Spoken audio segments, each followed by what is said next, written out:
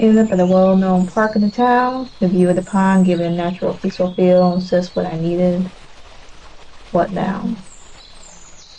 The same question was going around in my head, and it kept repeating itself countless times. No one believed my fears. They took it as if they were ravings.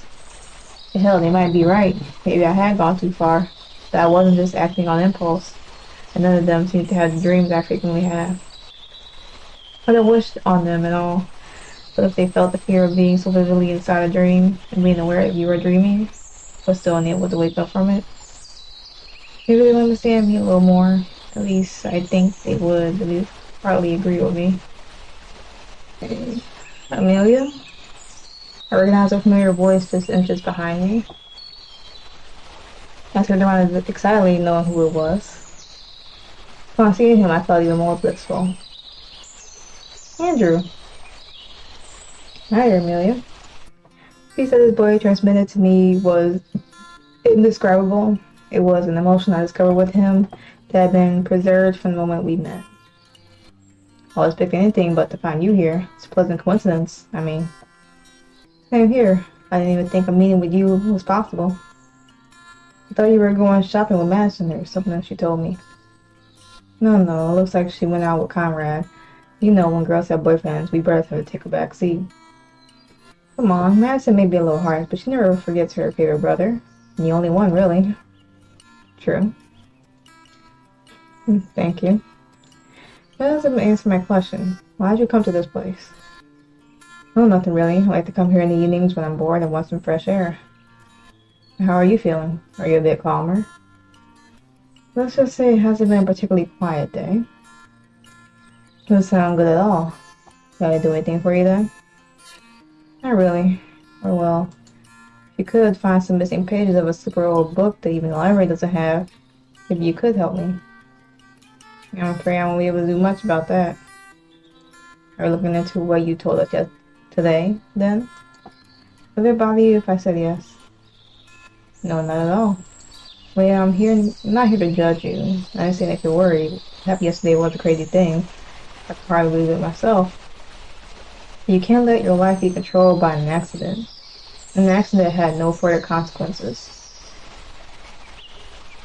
I felt Andrew's words so personal and deep. I knew he had no bad intentions, but it still hurt so much to hear that he didn't believe in me one bit either. Andrew. Do you think I'm overreacting too much? I mean, this whole thing, do you think I'm going too far? I wouldn't say that. I think you have a genuine concern for looking out of the integrity of all of us. It speaks very well of you, your values, and how much your parents have taken care of you. But I think you're putting yourself at a risk by putting so much importance on something that probably won't get you anywhere. And that was the last straw that broke the camel's back. Tears were streaming down my face. And again I was crying inconsolably, just like this morning. Andrew realized how bad I was feeling. He came over to me and pulled me into his arms. I was unable to resist and hung from his neck and squeezed him with all my strength. But everything that was going on around me, about how desperate I felt for not finding answers, but everything else was this small moment, where the tightness between our bodies gave us both a momentary warmth. A warmth so special so that I knew it would stay in the memories for a long time. Andrew, I'm scared. Andrew paused for a few seconds, possibly thinking about how to react to my confession. Would you feel better if you told me the reason? I didn't answer this question. We both knew what I was going to answer. I paused for a moment to contemplate over every part of this situation. I feel afraid that deep down this is nothing more than a way to avoid reality. My nightmares, they're coming back, just like when I was a child. Every day I had a different nightmare, but always every night it was a dream that left me anxious the rest of the day. Sometimes they were very intense nightmares, like dreaming that my family died in an accident, or at the hands of some murderer. Other times there were dreams that appeared to be happy. I'd be with my friends playing peacefully, and from one moment to the next it would start to rain. But it was a rain that was so cold, so overwhelming. The beauty of the world was gone in a single instant. Drop by drop that also fell my illusions. Andrew, I was just a child. How could I face something like that? It wasn't a monster in the dark. It wasn't the fear of clowns, needles, or spiders. The fear came from myself. Every time I watched the night fall, I cried. I dreaded bedtime for fear of having a nightmare. And when sleep finally made me give up, I would get up screaming and run to my parents' room to tell them I had a dream about something horrible. They tried to make me braver by leaving me alone in my room. I don't blame them. I understand that it was their way of confronting my own fears. But every day I felt worse. Day by day I faced different fears. It never went away. I'm afraid they haven't gone away to this day. And lately with the move and Dad's promotion, it's only made us drift apart. I barely see his face early in the morning when he drops me off at the school gate. I never see him again during the day. The nightmares start to come back, little by little, each night becoming more and more intense and more real. And just last night with everything that happened, I had the most vivid dream I ever felt in my entire existence. I'm afraid I'm becoming obsessed with all of this, just because I want to give an explanation to my dreams. I want to feel that there is more to it, and that my dreams don't happen just because.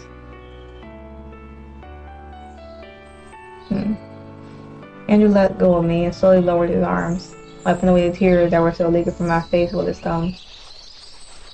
Feel a little better now? I'm feeling better. I definitely felt better. At least I felt liberated. Andrew knew exactly how to take a weight off my shoulders. Look at me there. We all have bad times, and a lot of times we can't do anything about it. This is the kind of circumstance where other people can't help you. It's up to you to find your peace of mind. I'm with you, Amelia. I may not be physically by your side all the time, but you will always have my support as a friend. As a friend. And it really wasn't a lower friendship.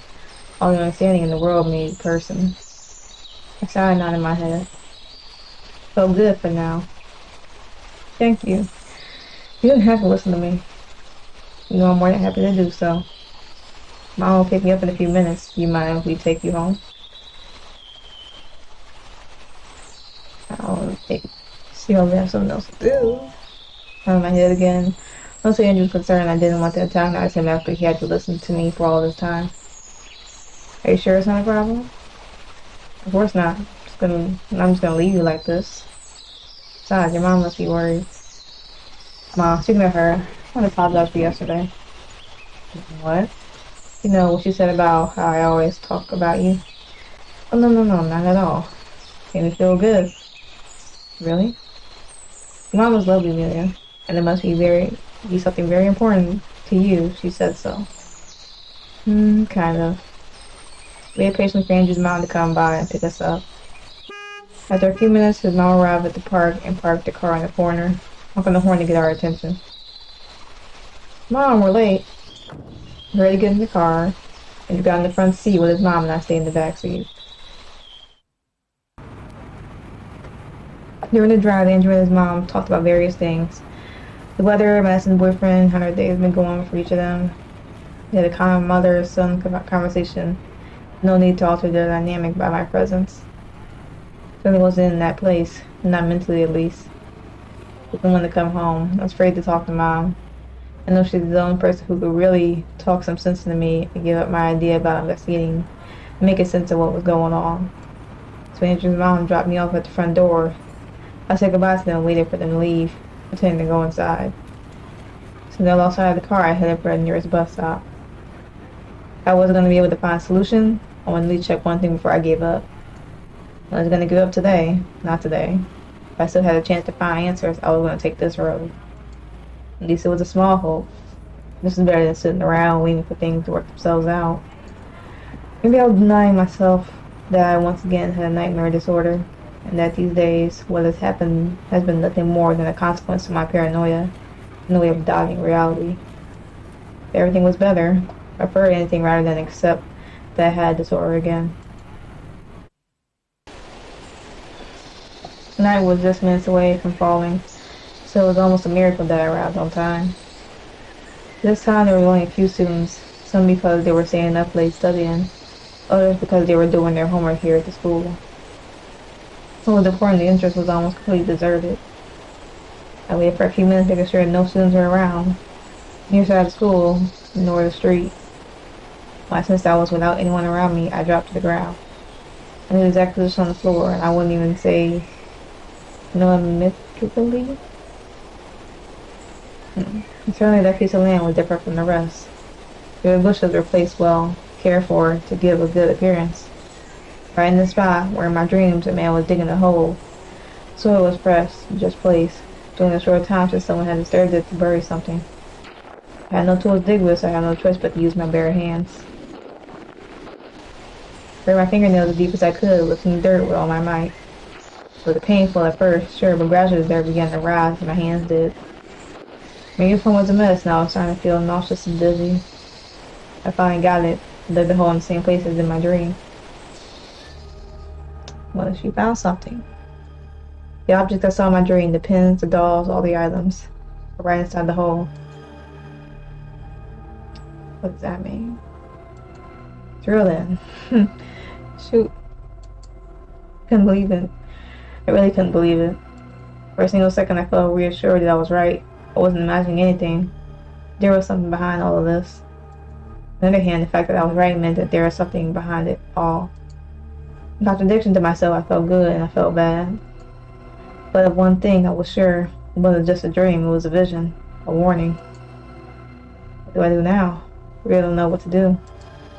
I carefully placed the earth inside the hole, trying to touch any object. Whether sorcery, witchcraft, or whatever, I'm sure it won't do me any good to handle these objects.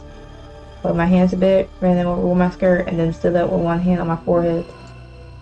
Things were getting worse, intensifying with each passing minute. Confused, I ran back to the bus stop with what little energy I had left. Now it was time to stop for a second and think about what I was going to do. I wasn't entirely sure which direction to take my little investigation, so I couldn't tell someone about my progress. However, there was something I wanted to corroborate elsewhere after the incident with the librarian. Maybe a few hours ago, I would have said it was completely foolish to go ahead with this, let alone taking Andrew's advice into account. But I had finally proven something. What was happening in my dreams also happened in real life. And this whole mess was finally getting somewhere. That meant something. It meant that I wasn't going down the wrong path. That what I was investigating made some sense. And I felt a little more motivated to hire too, of course. But at least I had something to go on. Proof, a place where this was evidence that we were being victimized by something or someone.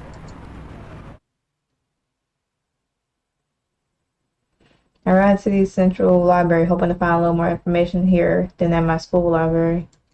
Kind of lady greeted me at the library door. Hello, miss. Good evening. About to close. Is there anything I could help you with?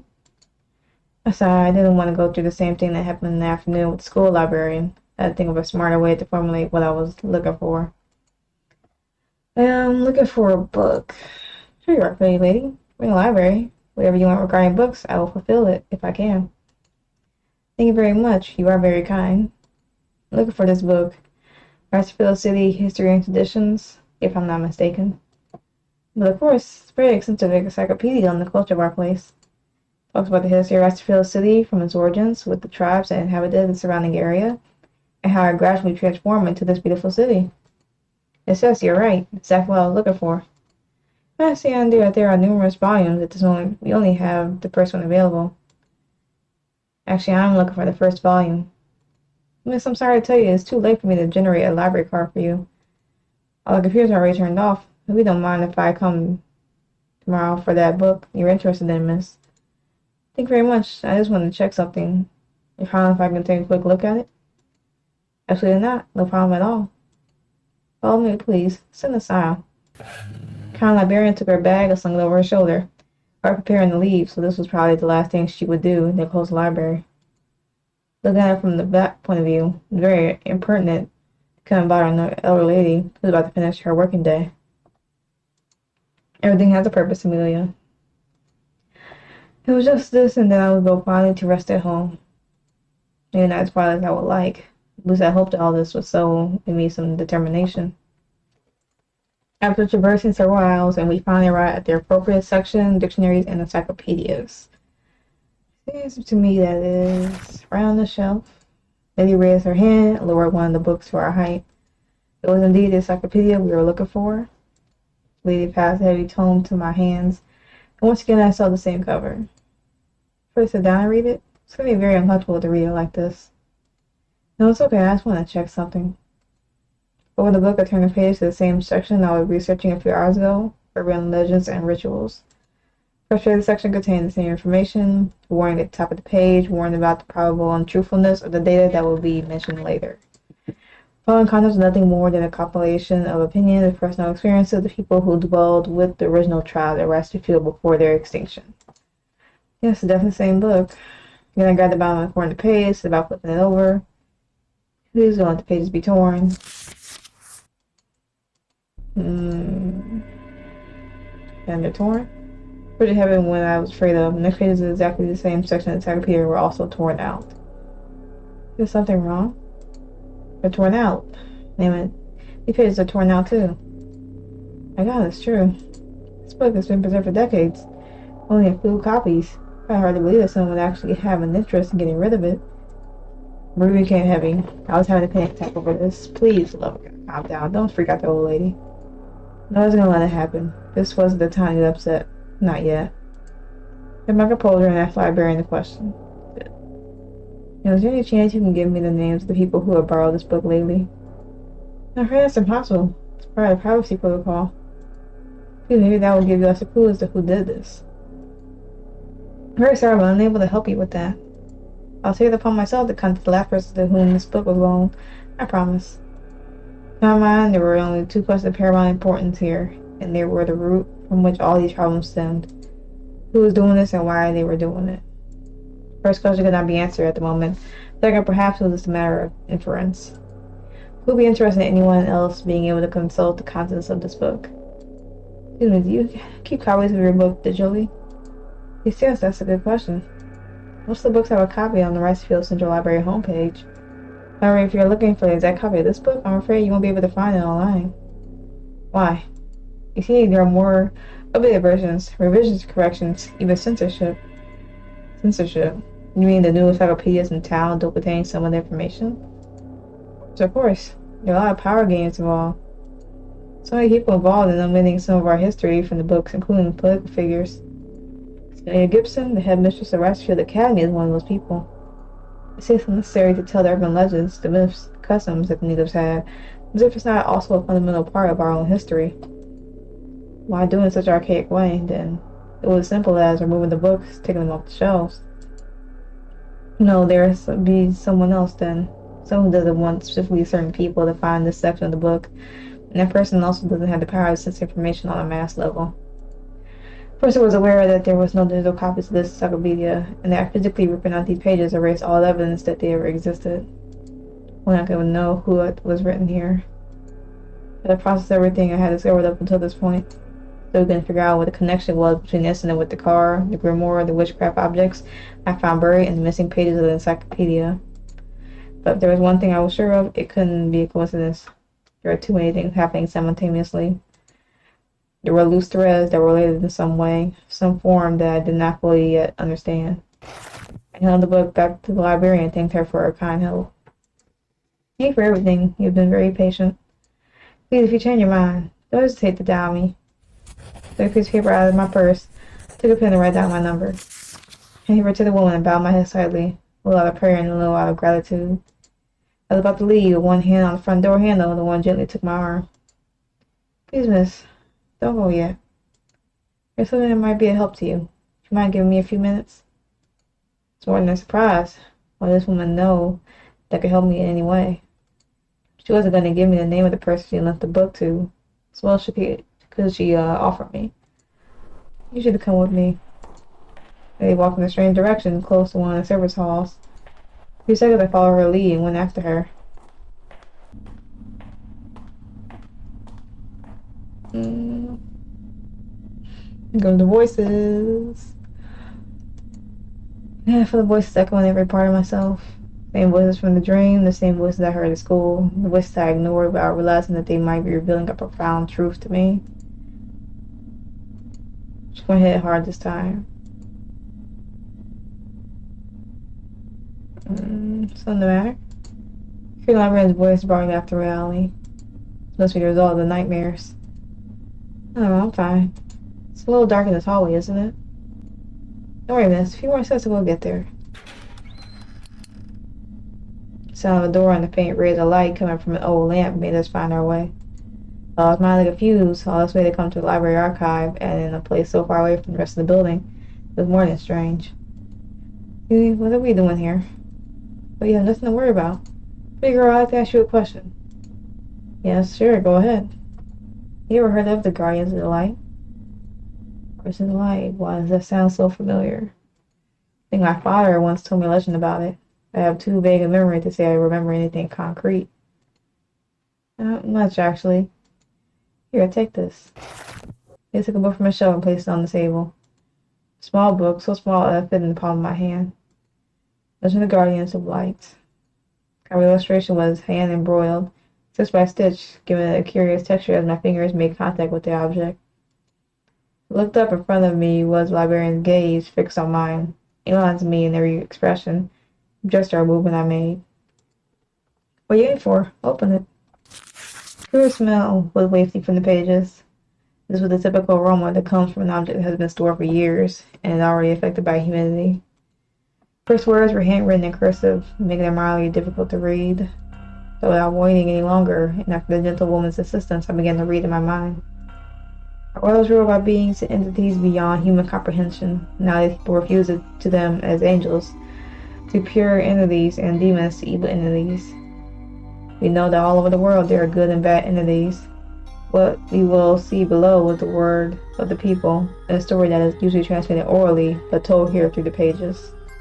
Legend has it that 4 pure entities that inhabit our world, located at each of 4 cardinal points, are the ones who keep evil entities that want to interfere in people's lives at bay. These beings who defend people are the Guardians of Light. Different communities throughout humanity have tried to find remnants, evidence, or just some hint that these beings were, or even are real.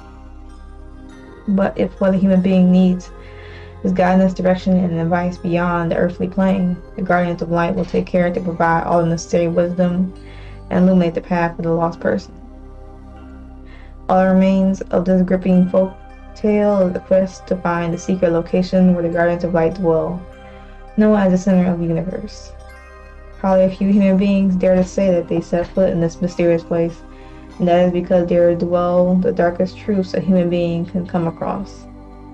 It is said that no one who visits the land of light, the center of the universe, will be able to return, saying because of the evil beings the Guardians of Light trapped there. In a vague attempt to encounter the land of light, ironically people become lost and trapped in dark caves, mountains, and forests. Perhaps it is an indication that only the chosen ones can find a devout place. Few people, few beings, perhaps the purest, or on the contrary, the most impure are those who have the joy of being guided by the Guardians of Light to find the right path. An answer to the most stormy exits. Trust them with your life as you would trust your parents. The first reading was silent for several minutes. There's no discomfort on either side, just a calm atmosphere. First, I just completely changed my outlook. Why did you show me this, ma'am? How would I tell you? We got a small laugh and looked at the wall, searching through her memories for inspiration to say something. My grandmother, she wrote this. She said that sooner or later the tradition of telling the story to children would be lost, being such an incomparable beauty and pure story. It used to be passed down from generation to generation is now being lost, probably because of the fast-paced world we live in now. But there are also people who want to hide this, destroy it from the public light. I'll tell you, Amelia, many people before you have found the right path because of the legend embroidered in this book. But I still don't fully understand. What's my right path then, and how can I ask the Guardians of Light for help? You just need to trust yourself. Find your way, and find your way out of this labyrinth with their help. Help from them? Too ambiguous, could mean so many things. I could hardly imagine that there were really a connection between so many events that seemed to advance in parallel, each one without intervening in the other. Well, thank you very much for allowing me to see this. No worries, I really hope it might have been some help to you. I'll look at how to apply this to what I've learned to whatever is going on. Alright. The librarian put away the book we had taken down from the shelf and began to turn off the few lights that were left on. What did this ancient legend have to do with everything? Evil beings? Maybe we were being victimized by a demon? Second legend in regards to the light or my guide. No. That all sounds so stupid. No one will believe me if I said another word of this. So much information to process and so many things I had to sit down carefully analyze. It just gave me a headache to think about. But today I have done too much research. The information that I get was valuable, fuzzy but valuable, or at least that's what I wanted to believe. Finally left the library together, locking the front door.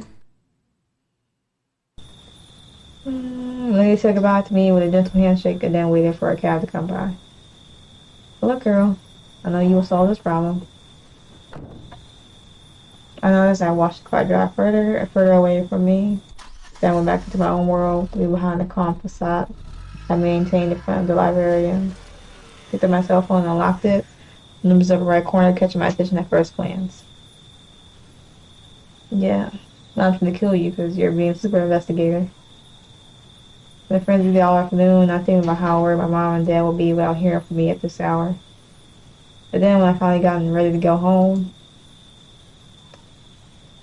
the voices returned, this time with more intensity and more resonance in my head. There was something different. Voice seemed to have a direction.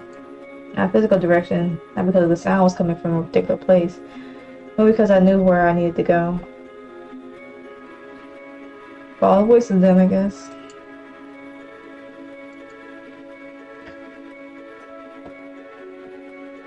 When I realized that I arrived at a little crowded street, few blocks past the center of the city. I could feel that I was being led by the hand. That was clear in my mind, even though I had never been through these areas. Okay. Kept moving along the street with fewer and fewer people around to the point where I was completely alone. Control was draining from me. My sight was blurred and my ears were hearing less and less around me, and more voices inside. Couldn't do my will, my body moves on its own. I'm right. In a trance I can't get out of. Please, if you ever help me, let it be now. Holding myself firmly, applying as much resistance with my legs as possible to prevent myself from continuing to move on mere impulse. Although it hurt at first, I gradually began to gain control of my movements. I was able to raise my arm and direct my hand toward my face and slap my face. Okay. Yes, please go home. It's fine enough. Tired, feeling disconnected from everything, not feeling part of my own world. My answer, what the fuck do you want? Demanded. I wonder if someone was like, this is looking at her just yelling, though it looks like nothing. You think you can control my life at your whim and your will? This is how far I've come. Enough. He says, I'm not gonna listen to you, you better stop.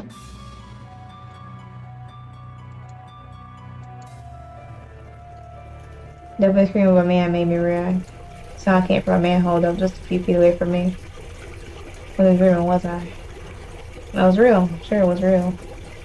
I did my side to confirm the scream wasn't coming from somewhere else. But no, I was sure I heard the scream coming from the sewer. I was slowly taking courage with each step and trying to leave my fears behind, if only for a moment. When I arrived, the first thing I noticed was an unpleasant smell coming from the sewage and plumbing. I mean, it is the sewer. There's someone there. The voice showing every word I could barely pronounce properly. I tried to make a gesture of discomfort. I had no choice. I grabbed with both hands the manhole cover, and I offered no resistance for sure, but the weight was quite a bit heavier than what I regularly carried. It was definitely heavy, and I barely managed to move the lid a few inches from its initial position. Released my hands from the lid and shook them out of instinct. The palms were red and a little bruised. Come on, Amelia, come on. You can do it, girl. After an effort that left me dizzy and breathing very heavily, I managed to leave the path to the manhole open. I lay face down on the ground to get a clearer view of what was inside. Try not to think about the intense smells that added to my dizziness. There's someone in there? Don't be afraid, I'm here to rescue you. no response to my words. One hand felt quite good as I would have go through the cumbersome situation of entering that unpleasant place. At the same time, I felt bewildered and guilty that I was not able to do something helpful. I appeared to the sewer waiting for some movement. A distinctive glow of an object in the water caught my attention. Couldn't quite make out what it was, but the glow was so intense that as I stared at the object, it blinded me slightly despite me being from above. I concentrated so much on contemplating the flash and deciphering where it was coming from that without realizing I started to slip little by little into the sewer.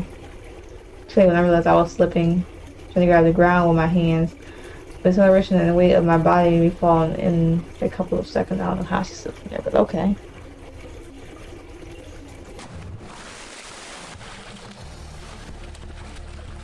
First thing I felt was the coldness of the water making while she's in the water. That's nasty. Very close to the water, made my teeth tremble, voluntarily testing my jaw and every muscle around me. The second thing I felt was the force of the water dragging my body violently and keeping me disoriented every second. I felt my arms and legs in desperation, trying to grab hold of something, any object I could go against the current with. There was a nauseating stench that was now permeating me. So much to my disgust that I couldn't think of anything else. It's not like I could think of anything else. I was trapped, with no way out, in the worst place I'd ever been. I just went home, girl. I held my breath as long as I could, but after several seconds, I unconsciously swallowed water. That is nasty. While realizing it, I thought all the waste and contamination this water must be. This was the biggest of my worries. My reflex was triggered by disgust, changing the color of the water around me for a few seconds. Kept letting my limbs blow my might, even no wine anymore. Everything I was doing was a failed attempt to try to survive. There has to be a way out.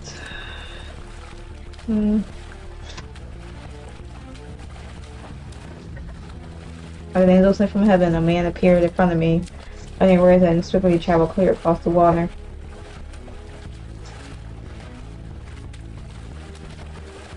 Man said, "Give me your hand." In spite of my blurred vision and dirtiness of the water, I could see the silhouette of a young man extending his hand towards me. This is Andrew. I grabbed his arm several times, but I was so uncoordinated that I was only able to grab him was to swim towards him until I was as close as possible. Or did he just come a little closer? Why are we in the sewer? Just at this moment, familiar voices entered my ears, this time as if I had them right next to me. Don't do it. Okay, so just drown in sewer water? Swim way toward the stone, straight from the Batman. Okay, go for the stone. Sun was shining with the intensity of 1,000 suns, lighting my vision and slightly pushing away the man who first spoke to me. Alright, take the stone. Save yourself, Amelia. Save yourself.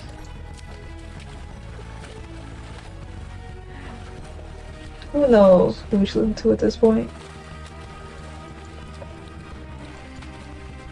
Here we will build a better place for you. Yeah, the mysterious man sounds shifty. Full of fortune and peace of mind.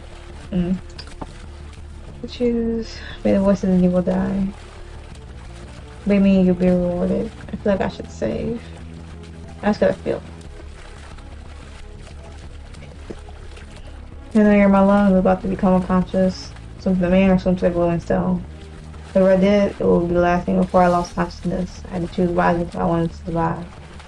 Was the man who reached out to me and promised me fulfillment, or listen to voices that have been tormenting me for days?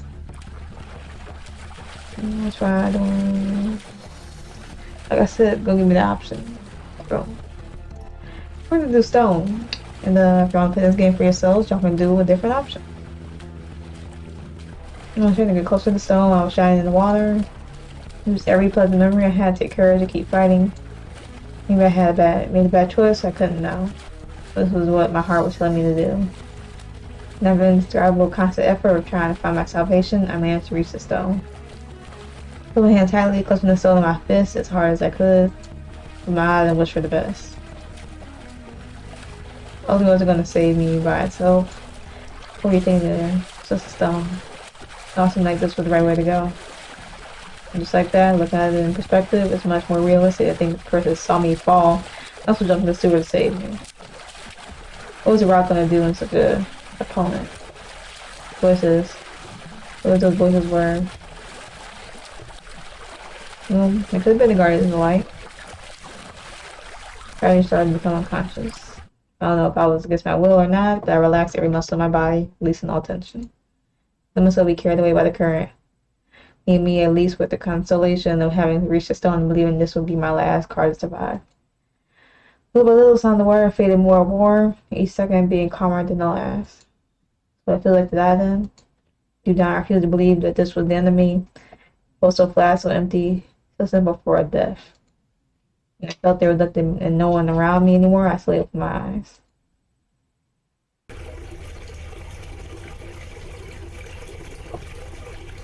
So, did any of that stuff ever happen? Looking up to the sky in the middle of the street, out of the main hall where I had crawled in 2 minutes before, looked around the confusion. Same landscape, but no change from the way it was before. Shook my head, I tried to think seriously about what had happened.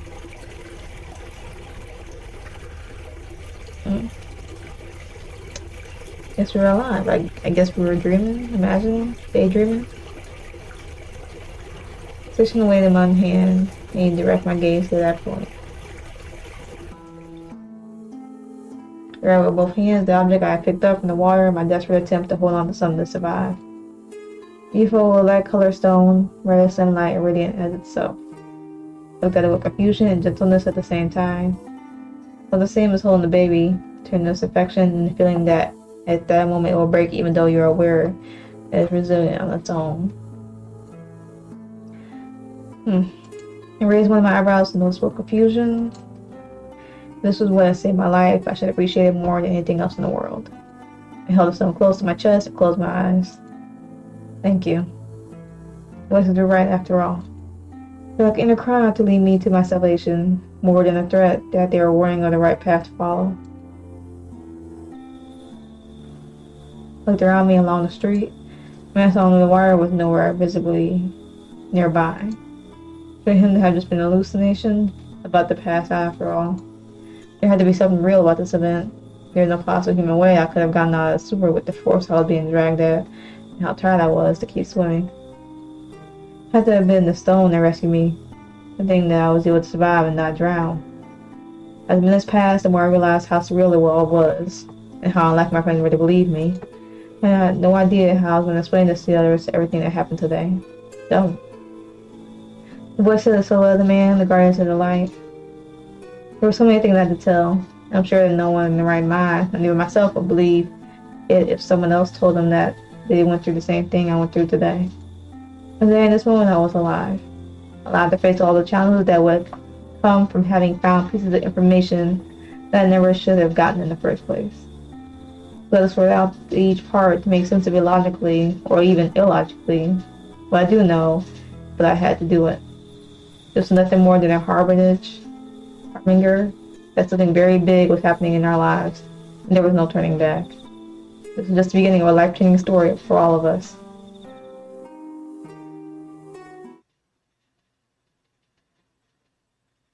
Alright, here are plans in the chapter 1. Stay tuned for further updates and full game release. Consider donating if you'd like to play more games like this one. Opportunity to go direct to development. Don't forget to provide feedback and share with your friends. Yeah. So that is it. That is the end of chapter 1 of The Devil's Whisper. Again, this is still a demo, and I'm happy I managed to get to the end. I think it was, great girl, a bit headstrong. I hope that doesn't come back and bite her in the butt later on in the story, but she is very much headstrong and determined, which I will give her that. There's a good and bad to that. Andrew seems nice and supportive. Madison seems, like a little bit of a firecracker. Conrad, and the girl, I forgot her name slipped my mind, but the other girl, she's there. She's there. She's definitely there. So, hopefully y'all enjoyed the first chapter. I'm just gonna leave it here because, as y'all, I'm sure are all aware, everything for this game will be in the description below. And, I do highly recommend playing this game and following the updates for this game and any of the projects that they have. Just because like I said, it's not the first game I played for them. So honestly, no disappointments so far at all. So with that being said, we're gonna leave it here. Also, don't forget, if you do like this video, don't hesitate to like, share, comment, subscribe to support the video and the channel, and also check out this game. So yeah, that should be it. So I'm not gonna ramble on too long. So hopefully I had a good day, a good yesterday, and better tomorrow. And I will catch y'all in the next video.